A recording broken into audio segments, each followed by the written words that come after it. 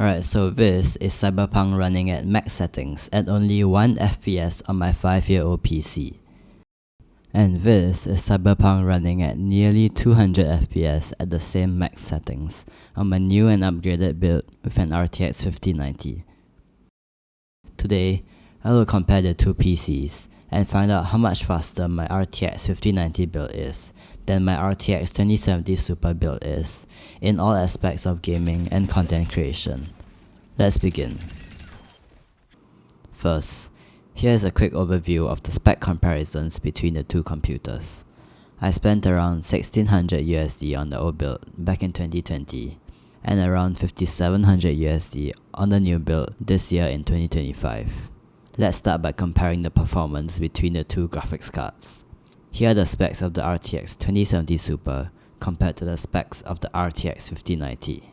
The main things to note are that the RTX 5090 has way more CUDA cores and VRAM. These, coupled with the higher clock speeds, allow for an insane boost in gaming performance. Additionally, the AI tensor cores in the RTX 5090 allow for frame generation and the speedier completion of AI tasks like generative AI in Photoshop. The new triple NVENC chips allow for speedier encodes in OBS and also higher quality recordings. The RTX 5090 also supports AV1 encoding and decoding, which is highly useful for low bitrate streams and recordings. Now, here are the gaming benchmarks. With the new PC, I'm finally able to make use of my new 1440p 360Hz monitor. I can run all competitive games at least 360 FPS. The finals, Valorant and Counter-Strike 2 all see around a 2.5 times increase in FPS in-game, from the old PC to the new PC. Then, in Marvel Rivals, there's a 3.5 times improvement in FPS.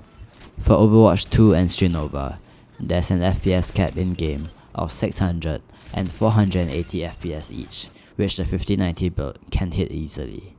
Also, something to note is that the PC latency has also dropped from around 7 milliseconds to 3 milliseconds. The performance gains in these competitive shooters come mostly from the CPU and not the GPU. But the GPU will help to run these games at max settings at high frame rates, which actually looks amazing. I can play just about any competitive shooter at high settings and still maintain a frame rate of around 200 to 300 FPS.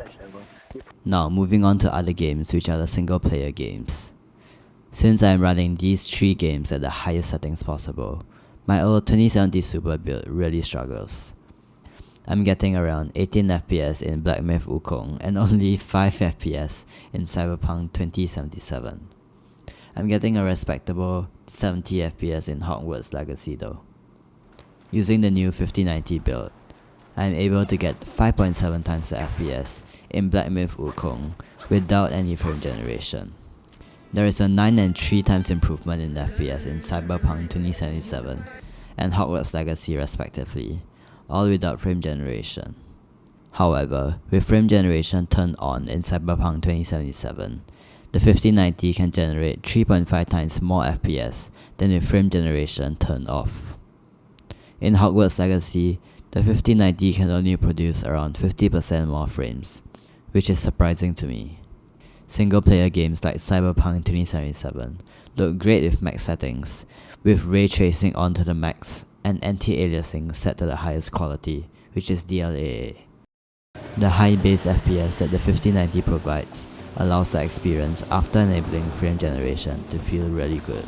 However, the resulting PC latency after turning on frame generation actually isn't bad.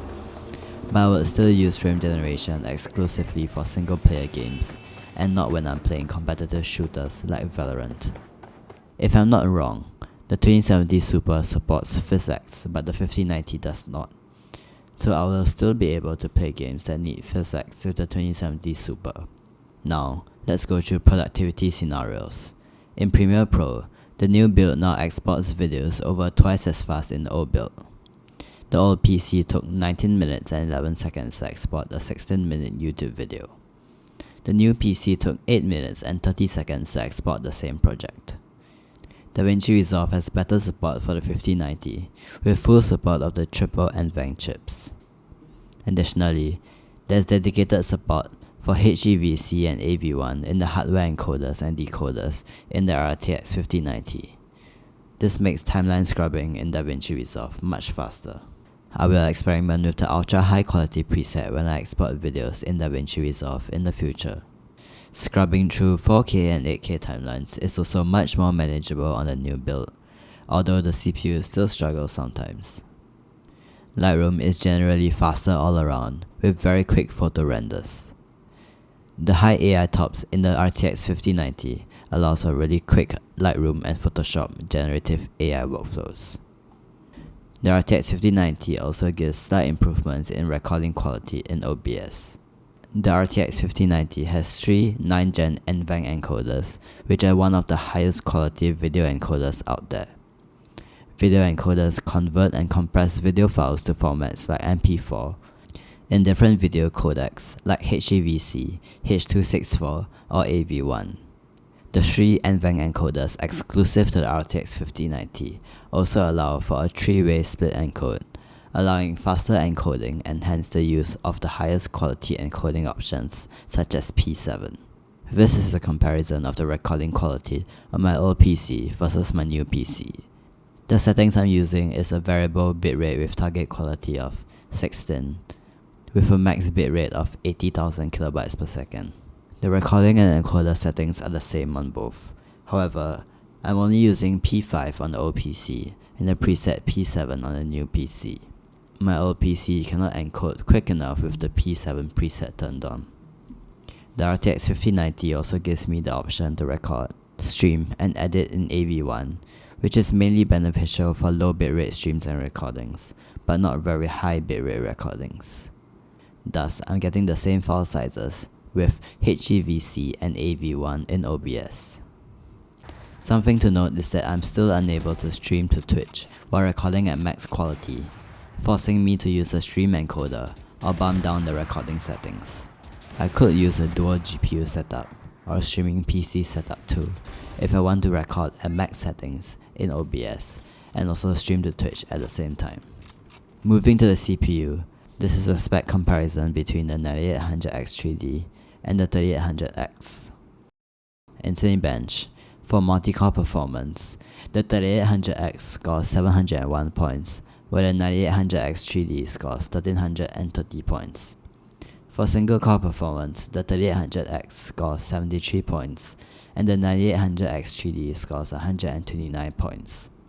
The 9800X3D is advertised as the fastest gaming CPU, and it gives excellent gaming performance. However, it struggles with heavy editing in Lightroom and Premiere Pro. The 9950X3D is an option. It has the same gaming performance and around twice the productivity performance.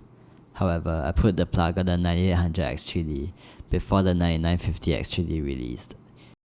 The CPU cooler is a 360mm radiator by Corsair. My APNX C1 case can only fit up to a 360mm radiator and not a 420mm radiator.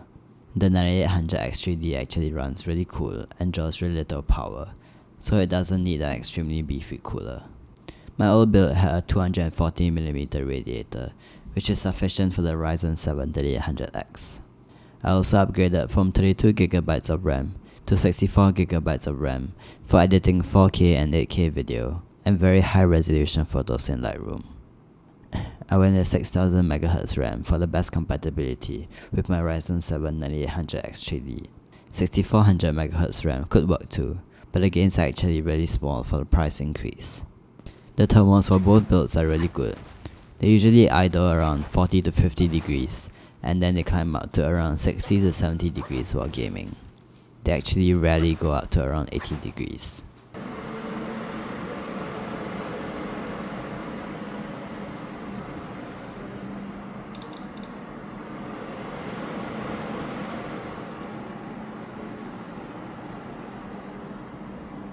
The power consumption for the new build is actually really high. It can probably pull around 700 watts at full load, while the old build could only pull around 300 watts at full load.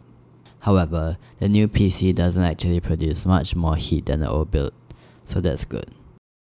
This new build also rocks an X870P motherboard, which supports the AM5 platform. and also faster USB-C ports. This helps with downloading video files from SD cards and external SSDs, which is a huge quality of life improvement. I'm planning on playing more single player games on the new build, so more SSD storage is required. The new PC has a 2TB SSD to store the operating system and the games, and the 1TB SSD will be to store clips for editing, and then the 8TB HDD will be for archival work for YouTube.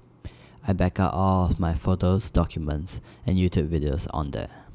Overall, this new PC excels at gaming, allowing for 1440p gaming at high frame rates, even in single player games with max settings. The faster editing speeds, increased amount of storage, and better motherboard ports are all good quality of life improvements that speed up my content creation workflow. Additionally, this new build should be future-proof, allowing me to play games and create content just fine for the foreseeable future. I don't think it's worth the $5,700 USD price point. You can probably get away doing all the same things on a cheaper build, but you definitely won't be able to run Cyberpunk at max settings at 160 FPS. Alright, that's it for this video. If you enjoyed this video, remember to like, comment, and subscribe, and I'll see you in the next one. Peace.